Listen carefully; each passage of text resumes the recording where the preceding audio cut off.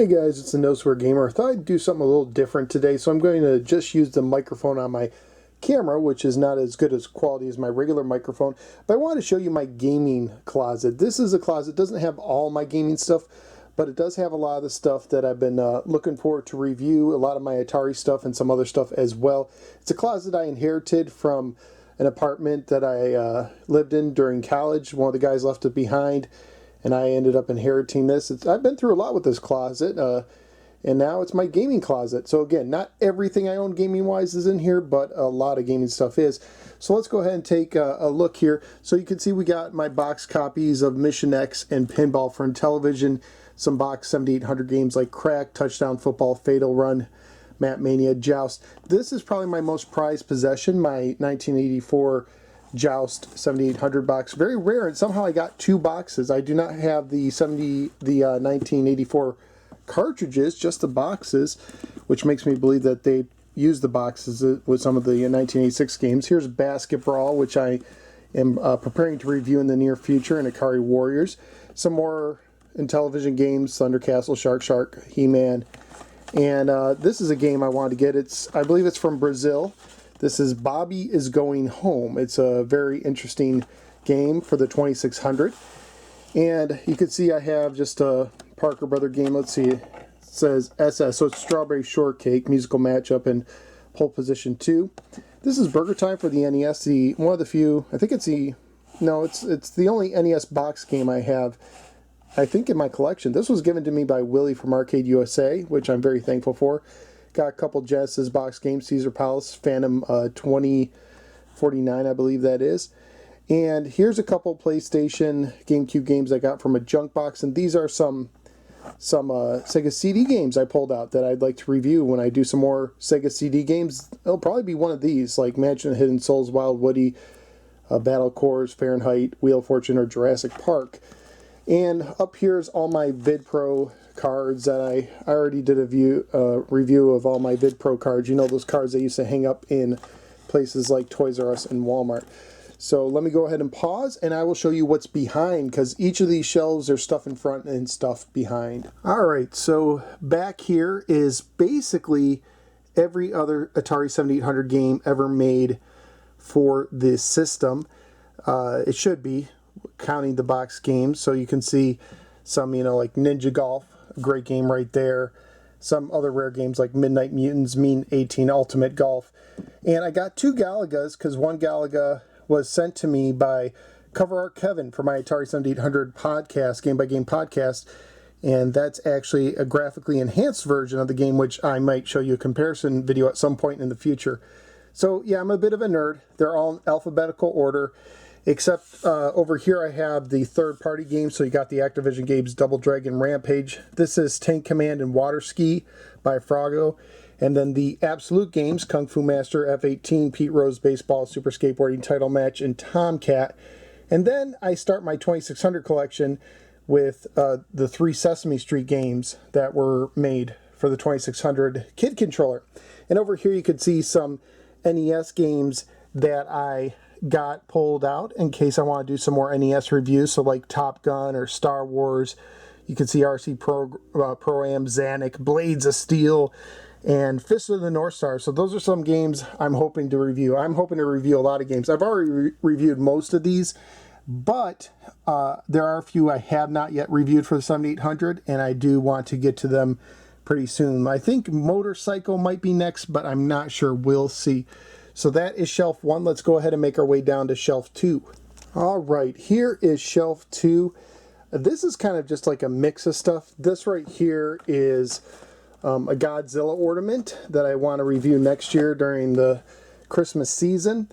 And we got just some various stuff. So this is where I kind of start my 2600 collection. Let's move this out of the way.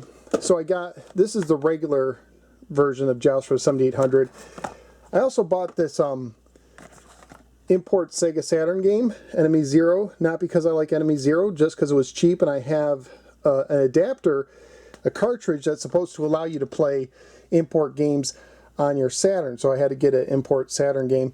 Here are some of my box. Some of them are sealed 2600 games, like, let's see, Astro Blast, Air Sea Battle, Circus Atari, Crystal Castle, Demon Attack, Final Approach, Gorf, and Gravitar. These are just some miscellaneous games I pulled out. These, I want to do a review of skateboarding. I want to play some more Double Dragon at some point for the 2600 to see if I can actually beat it. And here are some games missing labels that I'm going to hope to do another review or a video where I take unlabeled games, mystery games, and see what they are. So we just have a mix of games over here. We have Dracula for the Lynx, a Cartoon Network collection for the GBA, a Dragon Ball Z game for the Game Boy Color, the Video Touchpad, Wacky Worlds for the Sega Genesis, which I bought just to get the mouse, the Mega Mouse. Got Outrun, an Outrun box here. Metal Gear Solid, I got that from a junk box. A boxed PlayStation controller. I found that at a yard sale for like $1. This is a Wii Speak. This is the Sega Genesis At Games Portable. This was the first one they made that had Street Fighter 2 on it and the Mega Man Wily Wars. And then perhaps the most interesting thing is this box for the Zapper. I believe this was, again, from South America.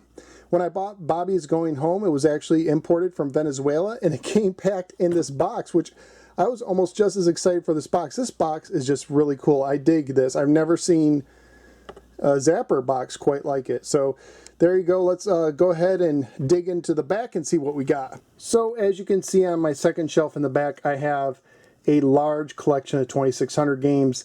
A couple box games like Castlevania and Baseball Simulator for the SNES, Donkey Kong Country, and a Buzz Bombers for the Intellivision.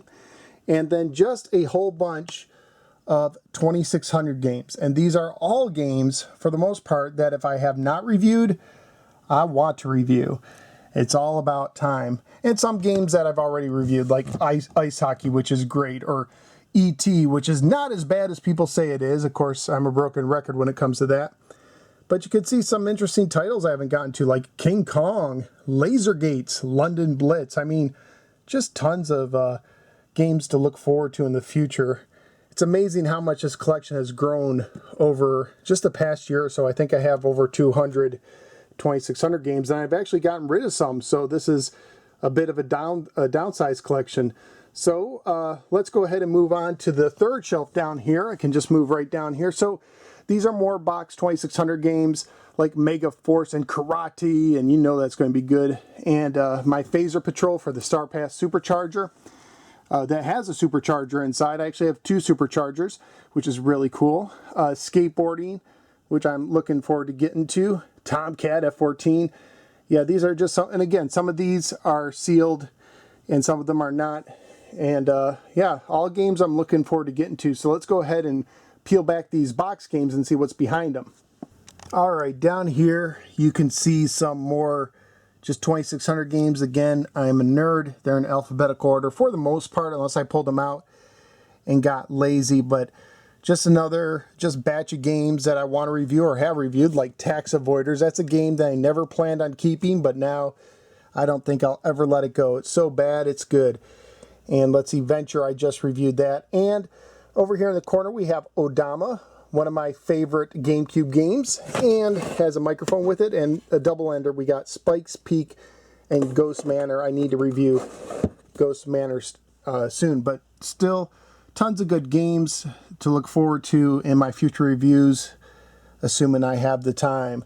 So let's go ahead down to the bottom level.